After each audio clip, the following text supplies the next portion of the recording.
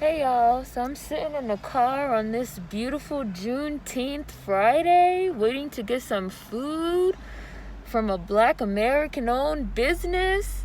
And I was busy today. I was on live for like 5 hours watching the Five Bloods, and I was on FaceTime with some friends and family this morning. I was supposed to be watching Amazing Grace with some friends later, so maybe I'll be watching that and doing that by the time you guys see this.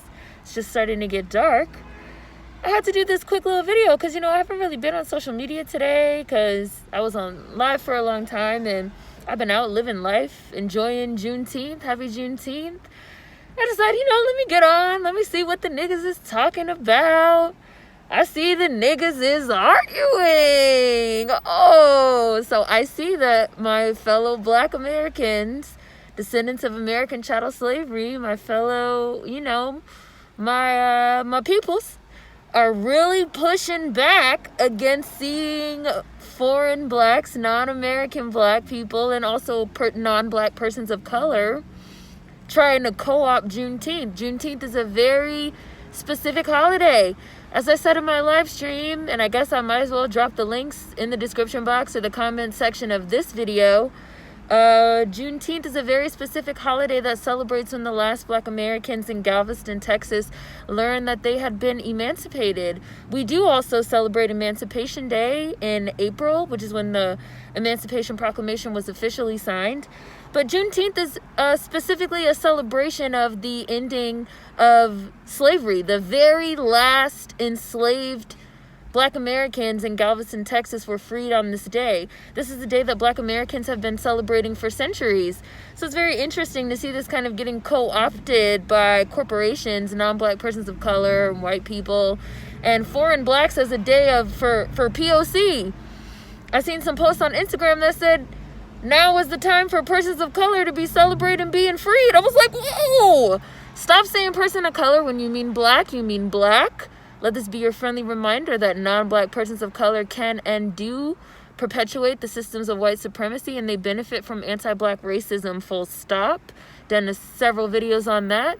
Let's also talk about how it is not appropriate for non-American black people to be dropping cash apps and talking about reparations and trying to get money on this day. That is a specifically Black American holiday. This is a holiday that Black Americans have been celebrating for literal centuries. This is our day.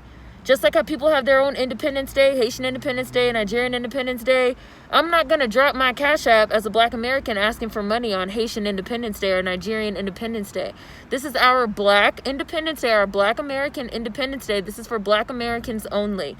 And it's really interesting to finally see people waking up as to why this flattening of the diaspora, trying to say we're all black, we're exactly the same, ultimately enables our social hierarchy that has white people at the top, non-black persons of color second, non-American black people third, and Black Americans all the way at the very bottom, with people utilizing everything about our culture, even our emancipation, for a come-up when it's not something that affected them directly.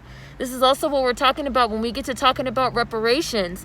And we say that reparations in the United States should be for the descendants of American chattel slavery, Black Americans specifically, for what we went through specifically in this country. Not all black people in the diaspora worldwide.